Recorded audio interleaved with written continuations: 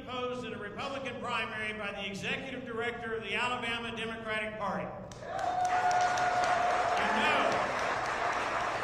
You know you're doing the right thing for America when you're being opposed by the most prominent Democrat in North Alabama, Parker Griffiths, Democrat state senator, Democrat congressman, Democrat gubernatorial candidate, and when he endorses your opponent in a Republican primary, you know you're on the right side.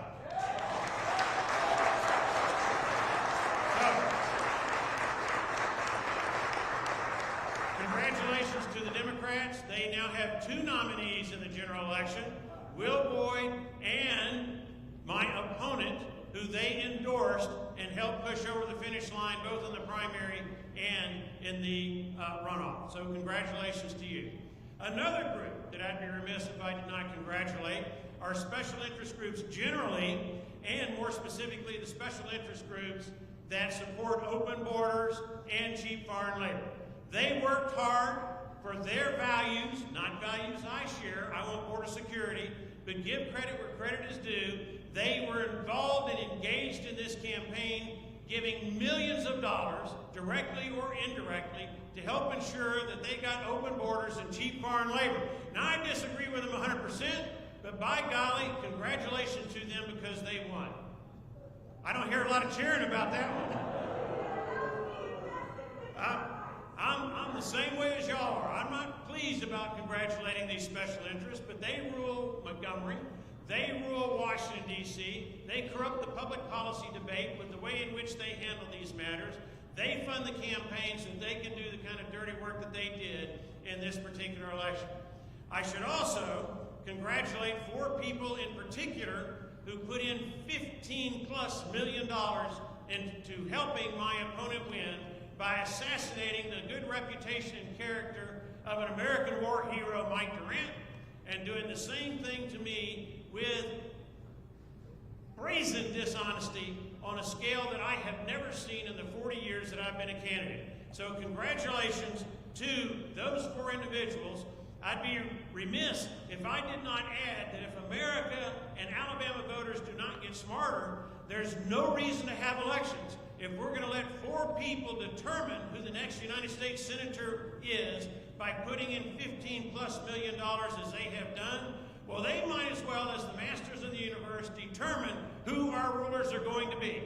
I don't like it, but that is exactly what has happened in this particular election, where they have defamed the good name and reputation of Michael Durant, and they've done the same thing to me. No holds barred, no respect for the truth, no respect for honesty. I hate it that campaigns have become what they have become. I remember when I first ran for public office, we at least had a news media that would be proactive in disclosing and revealing bold-faced lies. But unfortunately, in Alabama, by and large, the news media has fallen flat on its face and has not been doing its job as the 5th estate. Now, unfortunately, there are also some entities that lost. The Alabama Republican Party lost in a variety of different ways by allowing the Democratic Party to have such influence, not only in this race, but in other races around the state of Alabama. America quite clearly lost. Democrats and rhinos, as you may recall, they are the ones who in 2017 and 2018 defeated our America First agenda. So if you are for border security, if you are for minimizing deficit and debt, if you are for moral values, if you're for the Second Amendment right to bear arms, if you're for free speech, if you're for freedom of religion, if you're for repeal of socialized medicine or Obamacare, if you're opposed to inflation, if you won't lower gasoline prices, the list goes on, you fall in the loser category because of what happened in the state of Alabama in this election. We are sending to Washington, D.C., assuming that there's a victory for my opponent in the general election. We are sending to Washington, D.C. the exact opposite of what we need in the United States Senate. But the voters have spoken. They might not have spoken wisely. They may have been seduced by brazenly false advertising, but nonetheless, they have spoken, and I respect their will. Now, another loser could be myself and our campaign. I reject that. By golly, we did what we could do for our country against virtually overwhelming odds, overwhelming financial odds more than anything else, overwhelming power of the special interest groups that dictate so much and control so much in Washington, D.C. But that does not mean that we should end our fight. This fight continues because we love our country and we want America first, not special interest first.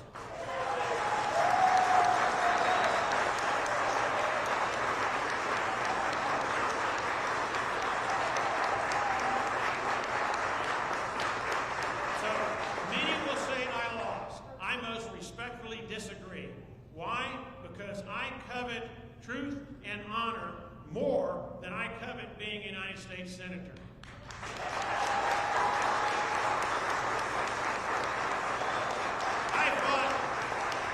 I fought side by side with you for our country, and that is a big win under any circumstances.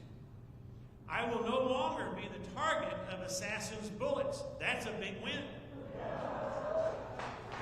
I will no longer be in the middle of a United States Congress that has repeatedly failed America so many different times at so many different levels, whether it be inflation, whether it be gasoline prices, whether it be border security, whether it be the erosion of our moral values. Let me tell you, that is a really depressing place to work when you see time after time after time congressmen and senators selling out our country because they worship the mighty dollar that comes from special interest.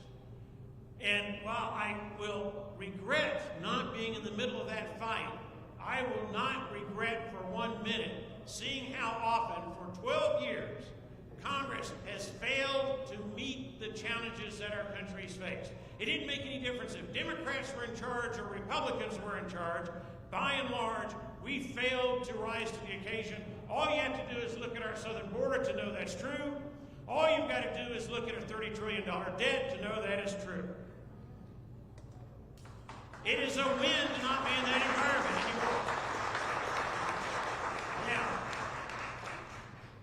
some really nice things that are really big wins. I will have more time to be a better husband to my wife.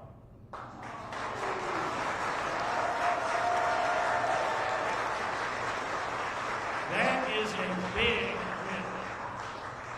Additionally, I will have more time to be a better father to my children. That's a big, big win.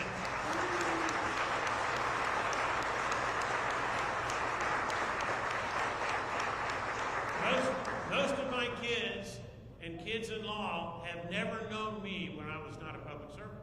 Think about that. I was elected to office just a month before my first child was born.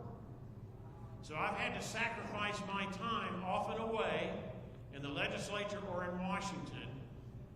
And it's going to be great to be able to interact with my family, my kids, and my kids-in-law. All 8 of them are absolutely the best anyone can hope for.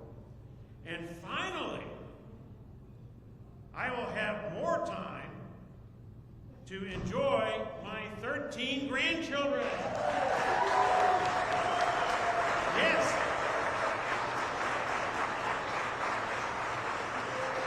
That is a huge, huge win.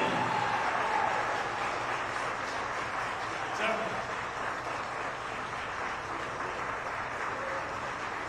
I might can coach their teams. Certainly I can go to their games and their swim meets.